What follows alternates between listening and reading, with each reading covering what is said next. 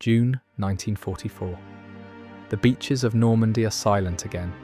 Just days earlier, they had been filled with the largest invasion force in human history. Thousands of ships had crossed the English Channel, carrying Allied soldiers determined to liberate Western Europe. But in this timeline, the invasion never succeeds. German counterattacks push the Allied forces back into the sea. Thousands of soldiers are killed or captured, and the greatest amphibious assault in history ends in disaster. Across Europe, the news spreads quickly. The Allied invasion has failed. For Adolf Hitler and the leaders of Nazi Germany, the victory is almost unbelievable. For years they had prepared for the moment when Allied armies would attempt to land in France. Now the invasion has been crushed, but stopping the invasion is only the beginning. Because the real question now is far more dangerous: what happens next? Welcome to Echoes of History, a channel dedicated to exploring the moments where history could have taken a different path. From the battles that shaped civilizations to the political decisions that changed the fate of nations, we examine alternate timelines and turning points that could have rewritten the world we know today. Because sometimes the smallest moment can echo across centuries. This is Echoes of History. In the early hours following the failed invasion of Normandy, confusion spread across the German command structure. Reports had been arriving throughout the night, describing scattered paratroopers, naval bombardments, and Allied ships appearing along the coastline. At first, many German commanders believed they were witnessing only the beginning of a larger operation. For years, the German High Command had expected the Allies to attempt an invasion of Western Europe. But they also believed that the first attack might be a diversion meant to draw German forces away from the true landing site. Because of this possibility, some commanders remained cautious. Even as fighting raged along the Normandy coastline, German intelligence officers continued asking the same question. Was this the real invasion, or was it merely the opening move of a much larger Allied deception? Throughout the morning, German reconnaissance units began sending new reports to headquarters. Allied landing craft were retreating. Naval vessels were moving away from the coast. Smoke still rose from damaged equipment along the beaches, but the massive landing force that had attempted to establish a foothold was no longer advancing inland. Instead, it was pulling back. German infantry units cautiously pushed forward to investigate. Along the beaches, they began discovering abandoned vehicles, damaged landing craft, and the bodies of Allied soldiers who had fallen during the fighting. Some prisoners were captured as well, exhausted soldiers who had been unable to escape during the withdrawal. As the reports continued arriving, a new realization began to spread through the German command network. The Allied invasion had not merely stalled, it had failed. The realization spread quickly from local commanders to higher levels of the German military. Field reports confirmed that the beachheads had collapsed. The Allied forces that had attempted to establish positions along the Normandy coastline were now retreating across the Channel. German armoured divisions that had moved toward the battle zone during the night continued advancing toward the beaches. Instead of preparing to face a massive Allied army pushing inland, they now found themselves moving into territory that had already been abandoned by the invading forces. The beaches were littered with wreckage.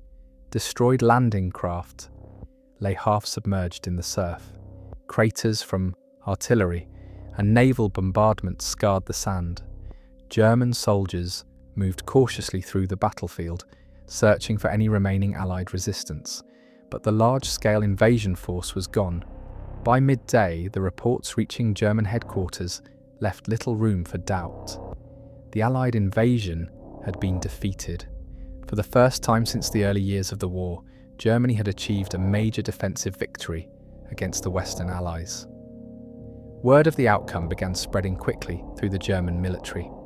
Units stationed along the Atlantic Wall reported that Allied ships were continuing to withdraw across the English Channel. German aircraft sent on reconnaissance missions confirmed the movement of large naval formations heading back toward Britain. The armada that had attempted to liberate Western Europe was retreating. For the soldiers who had defended the beaches, the moment felt almost surreal. Many had spent months expecting the Allied invasion to come at any time. Defensive positions had been reinforced, obstacles placed along the coastline, and artillery crews had rehearsed their firing plans repeatedly. Now that the invasion had finally come, it had been stopped. As the reality of the situation spread through German ranks, the atmosphere among many units began to change. Relief quickly turned into excitement. For years, German forces had been fighting defensive battles across multiple fronts. The Soviet Union was pushing westward in the east. Allied bombers were striking German cities and factories with increasing intensity. Many soldiers had begun to feel that the war was slowly turning against Germany. But the defeat of the Allied invasion in Normandy offered something Germany had not experienced in a long time: a clear and dramatic victory. Yet even as celebrations began spreading among German troops along the coast, senior commanders understood that the situation was far more complicated. Stopping the invasion was a major success, but it did not mean the war was over. Across the English Channel, the Western Allies still possessed enormous military power. Millions of soldiers remained in Britain, and thousands of ships and aircraft were still available for future operations. The invasion of Normandy had failed, but the Allies would not abandon the war so easily. German commanders knew that sooner or later another invasion attempt would come. The question now was whether Germany could use this victory to change the course of the war before that happened. When the reports from Normandy reached Berlin, the reaction among Germany's leadership was a mixture of disbelief and cautious optimism. For months, Adolf Hitler and the German High Command had expected the Allied invasion to come. Intelligence reports had warned that enormous forces were gathering in Britain, and German commanders along the Atlantic Wall had repeatedly prepared for the moment when Allied troops would attempt to land in Western Europe. But even with those expectations, the scale of the invasion that appeared off the coast of Normandy had still been shocking. Thousands of ships had crossed the English Channel. Naval bombardments had struck the coastline. Airborne troops had dropped across the countryside. For a brief moment, it had seemed as if the long-awaited Allied assault had finally begun. Then the unexpected happened. Instead of pushing inland and expanding their beachheads, the Allied forces began withdrawing. Reports from German units along the coast confirmed that the invasion force was retreating. By the time the information reached Berlin in full detail, it became clear that the invasion had been defeated. For Hitler, the news was exactly what he had hoped for. For years he had believed that Germany could win the war if the Western Allies failed to establish a foothold in Europe. The defeat of the invasion seemed to confirm his belief that Germany's defences along the Atlantic Wall were strong enough to stop any Allied assault. Hitler quickly seized on the moment as proof that Germany still had the strength to defend itself. Orders were issued for the victory to be broadcast across Germany and occupied Europe. Radio announcements described the failed invasion as a crushing defeat for the Western Allies. German newspapers printed dramatic headlines celebrating the destruction of the Allied landing force. Photographs of destroyed landing craft and captured Allied equipment were circulated as evidence of the victory. Propaganda officials in Berlin moved quickly to turn the event into a powerful symbol. For months, the German public had endured bombing raids, shortages of food and supplies, and growing uncertainty about the outcome of the war. The failure of the Allied invasion offered a rare opportunity to restore confidence among the population. Government broadcasts described the battle as proof that Germany could still defend Europe from foreign invasion. Commentators claimed that the Allied armies had been thrown back into the sea and that any future attempt to invade the continent would suffer the same fate. Across Germany, the news spread rapidly. Many civilians who had grown accustomed to hearing about defeats on distant battlefields now heard reports of a major victory. For soldiers serving in other parts of the German military, The news also carried enormous symbolic weight. German forces had spent the previous 2 years fighting increasingly defensive battles. In the east, the Red Army had been pushing steadily westward. In Italy, Allied forces were slowly advancing north. And in the skies above Germany, Allied bombers continued to attack factories, railways, and cities with growing intensity. The victory in Normandy suddenly offered a different narrative. It suggested that Germany might still be able to stop the Western Allies from returning to the continent. But beneath the celebrations and propaganda, Germany's senior commanders remained cautious. Many understood that the failed invasion did not mean the Allies were defeated. The United States, Britain, and Canada still possessed enormous military resources. Millions of soldiers remained in Britain waiting for the next opportunity to strike. Thousands of aircraft and warships were still available for future operations. Even though the Normandy invasion had failed, the Western Allies had not lost their ability to fight. German intelligence officers warned that another invasion attempt could still occur somewhere along the European coastline. Commanders began discussing how Germany could take advantage of the victory while it still had time. Reinforcing the Atlantic Wall became a priority. Additional units were moved toward the coast. Defensive positions were strengthened, and commanders began preparing for the possibility of another Allied assault. But as German leaders debated their next steps, one reality was becoming clear. The defeat of the Normandy invasion had bought Germany time, and in a war where every month mattered, that time could prove incredibly valuable. Across the English Channel, the mood could not have been more different. As the surviving ships of the invasion fleet returned to British ports, the scale of the disaster became increasingly clear to Allied commanders. The invasion, that had been planned for years and supported by the largest amphibious armada ever assembled, had collapsed within days. Thousands of soldiers had been killed, wounded, or captured along the beaches of Normandy. Entire units had been scattered during the retreat. Landing craft and equipment had been lost in large numbers. For many of the soldiers who made it back across the Channel, the return to Britain was surreal. Just days earlier, they had sailed toward France expecting to begin the liberation of Western Europe. Now they were arriving back in the same ports they had departed from, exhausted and shaken by the battle they had barely survived. Medical teams waited along the docks to treat wounded soldiers. Officers attempted to reorganize shattered units as survivors came ashore in small groups. Reports began pouring in from commanders who had fought on the beaches. Some described fierce German resistance from fortified positions overlooking the landing zones. Others reported that German armoured units had arrived far sooner than expected, launching counterattacks that the beachhead forces could not contain. As these reports were compiled, Allied leadership faced a painful reality. Operation Overlord had failed. For General Dwight D. Eisenhower, the supreme commander of Allied forces in Europe, the defeat was deeply personal. Eisenhower had spent months coordinating the enormous operation. Every detail had been planned carefully, from the airborne drops to the naval bombardments and the beach landings themselves. The invasion had represented the Allies' best opportunity to return to continental Europe. Now that opportunity had slipped away. In the days following the retreat, Allied leaders began gathering in Britain to assess what had gone wrong. Intelligence officers analysed battlefield reports from Normandy. Military planners reviewed communications logs and operational plans. Commanders interviewed soldiers who had fought on the beaches in order to understand exactly how the invasion had collapsed. Several factors quickly became clear.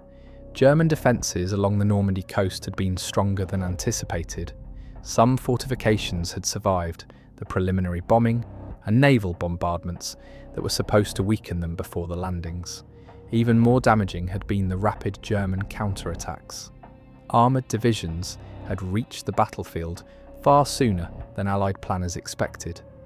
Those tanks, supported by infantry and artillery, had been able to push directly toward the fragile beachheads before the invasion force had time to fully organize itself. Once German armor began attacking the landing zones, the situation had deteriorated rapidly. Without secure supply lines or enough heavy equipment ashore, the Allied troops on the beaches had struggled to hold their positions. Eventually, the decision had been made to withdraw the surviving forces before they were completely surrounded. Now the question facing Allied leadership was what to do next. Launching another invasion immediately was impossible. Too many ships and landing craft had been damaged or destroyed during the retreat. Many units required time to reorganize and replace lost equipment. Planning another large-scale amphibious assault would take months, perhaps even a year. Yet the war itself could not simply pause while the Allies rebuilt their strength.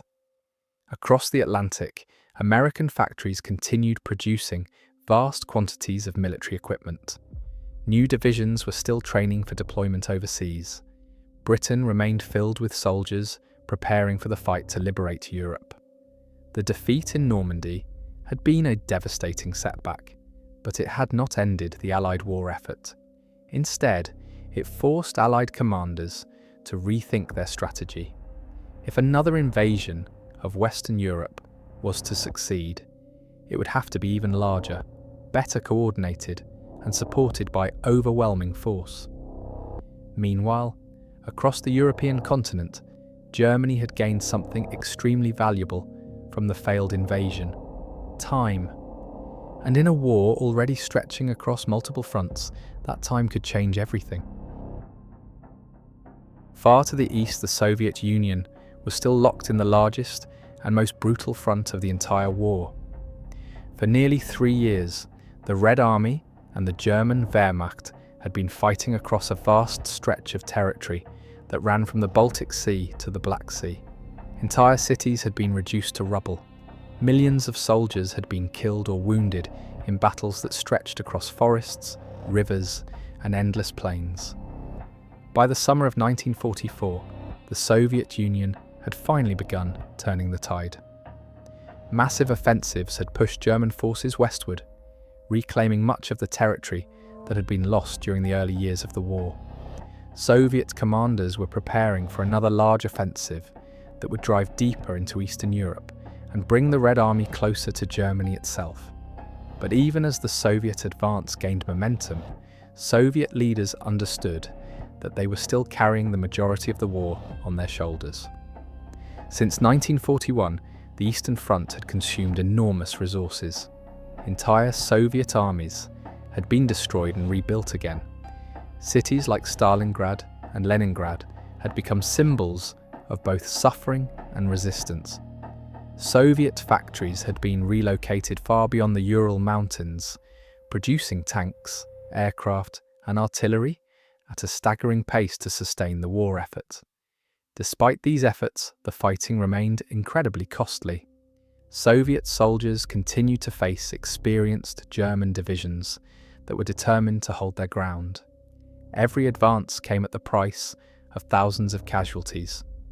For Joseph Stalin and the Soviet leadership, the long-awaited Allied invasion of Western Europe had represented a turning point. If the Western Allies established a strong front in France, Germany would be forced to divide its forces between East and West. German commanders would have to send divisions away from the Eastern Front to defend against the Allied armies advancing through France. That shift could dramatically weaken Germany's ability to resist the Soviet advance.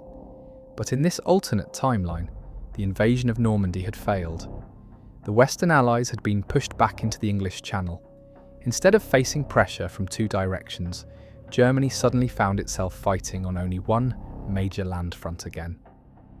When news of the failed invasion reached Moscow, Soviet leadership reacted with frustration and concern. Stalin had repeatedly demanded that Britain and the United States open a second front in Western Europe. For years he had argued that the Soviet Union was absorbing the majority of the war's destruction, while the Western Allies prepared their invasion. Now the long-awaited operation had collapsed. From the Soviet perspective, the consequences were obvious. German forces that might have been redeployed to France would remain on the Eastern Front. Armoured divisions that could have been destroyed fighting Allied troops in Western Europe would instead continue resisting the Soviet advance. In practical terms, this meant that the war in the East would become even longer and bloodier. German commanders quickly recognised the same advantage. With no immediate threat from a Western Allied invasion, Germany could concentrate more of its military resources against the Soviet Union. Reinforcements, supplies, and armoured units that might have been rushed to defend France could now remain on the Eastern Front. German defensive lines began strengthening in several key areas. Commanders prepared for the next Soviet offensive with renewed determination, hoping that the failure of the Normandy invasion would give them enough time to stabilise the situation.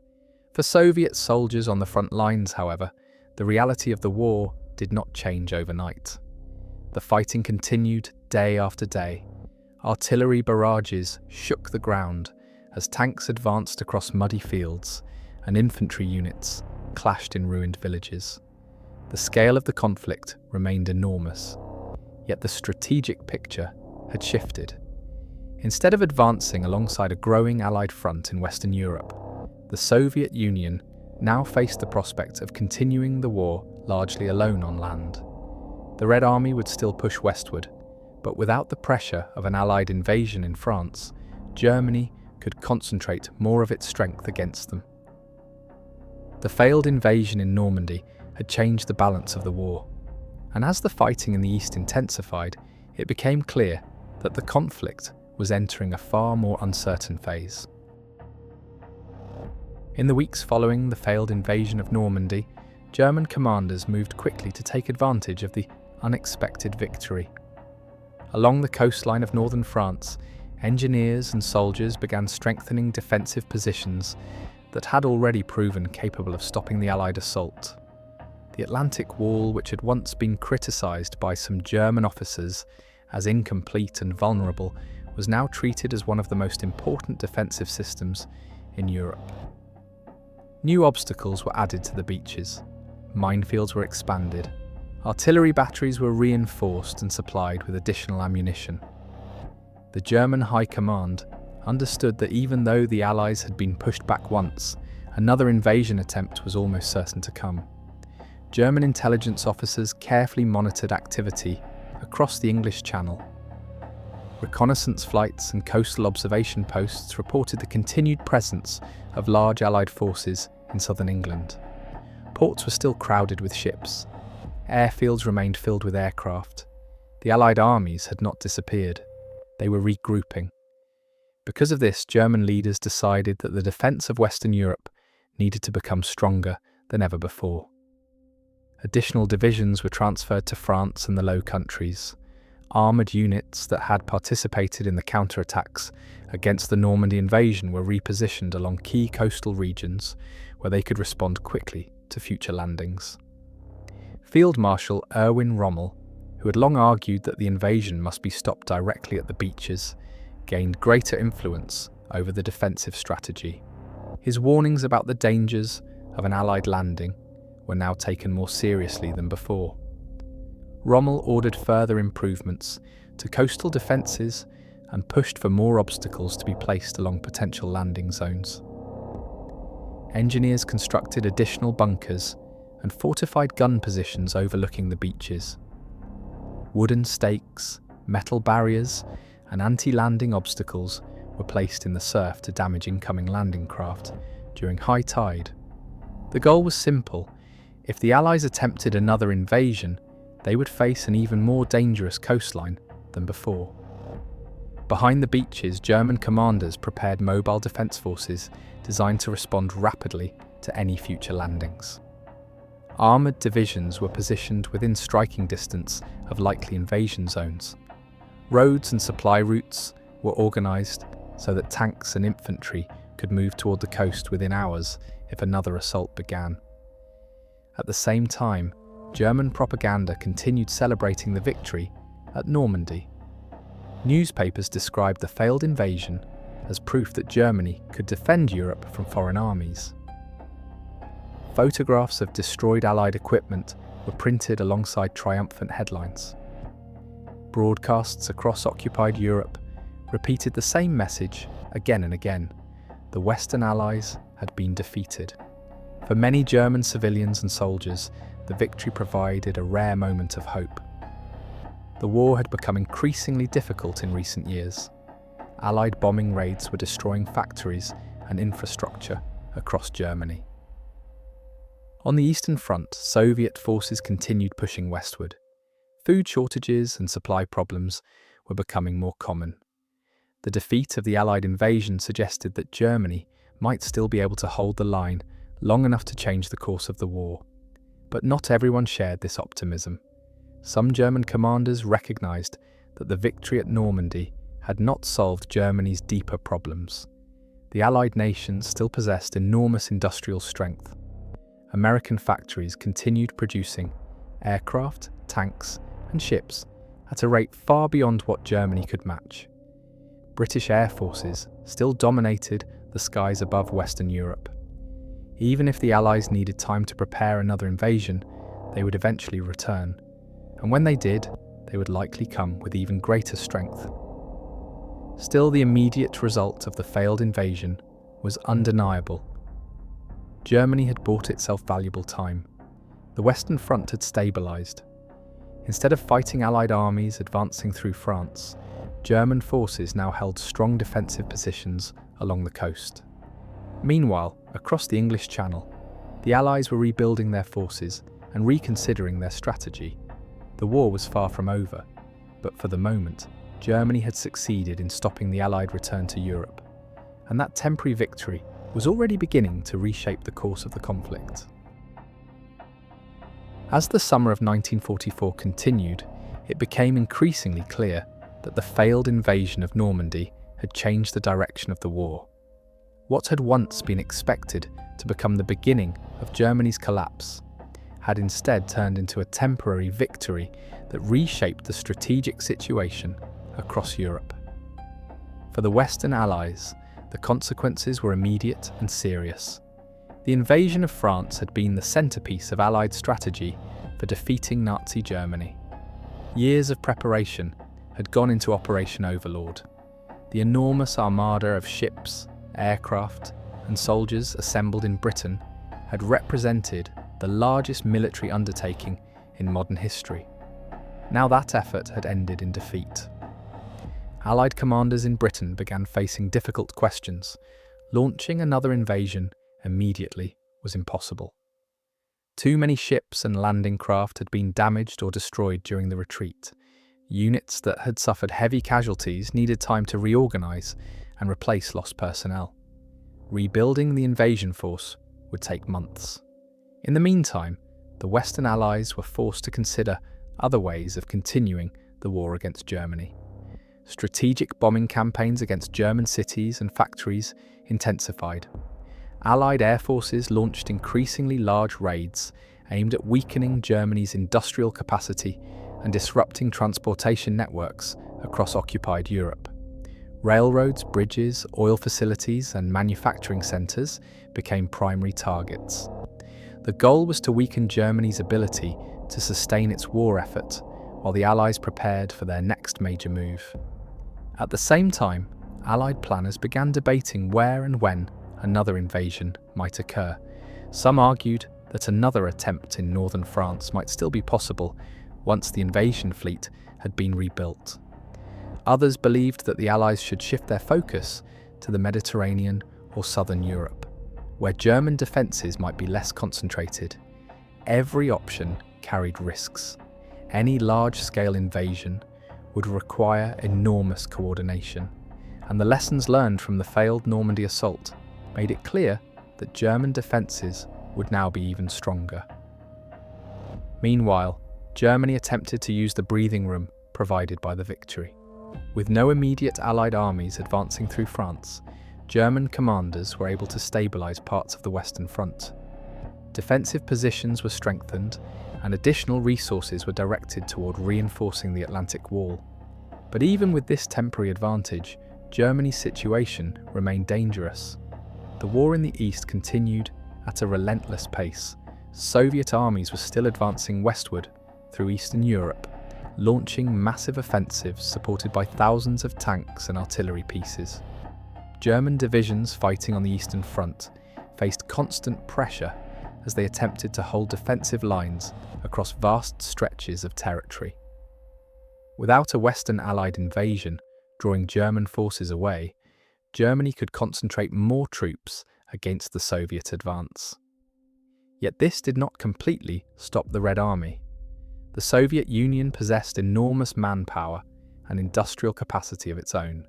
Even as Germany shifted additional units eastward, Soviet forces continued pushing forward in brutal and costly battles.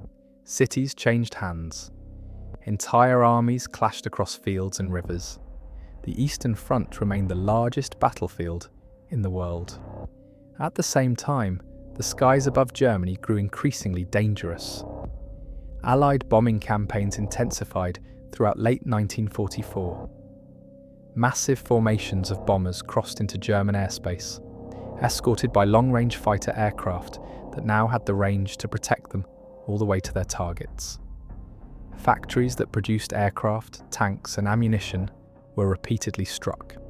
Oil refineries and fuel depots were targeted in an effort to cripple Germany's ability to operate its military machines. The war had entered a new phase. Instead of collapsing quickly after an Allied landing in France, the conflict now stretched forward into an uncertain future. Germany had successfully defended Western Europe for the moment, but the larger forces shaping the war were still moving.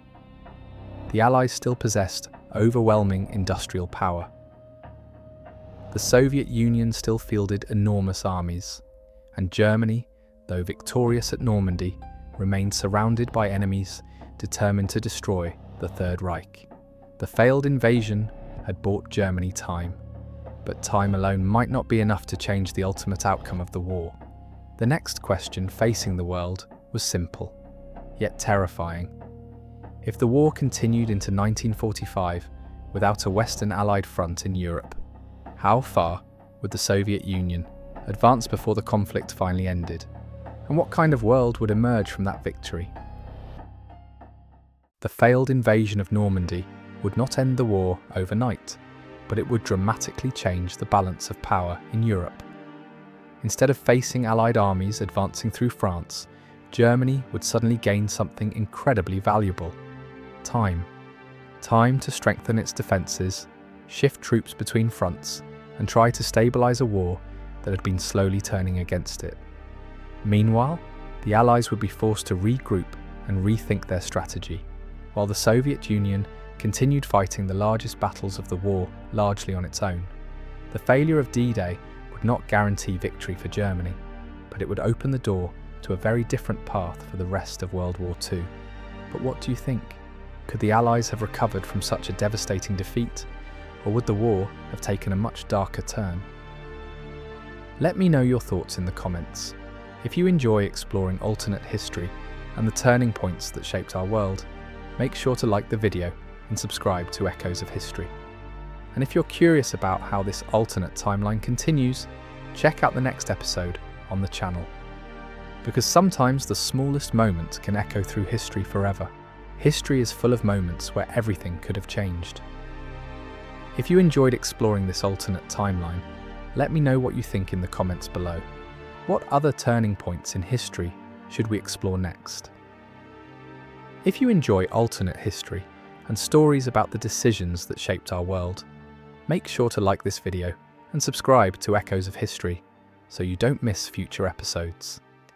And if you're curious about how history might have unfolded differently in another moment, be sure to check out the next video on the channel, because sometimes the smallest moment can echo through history forever.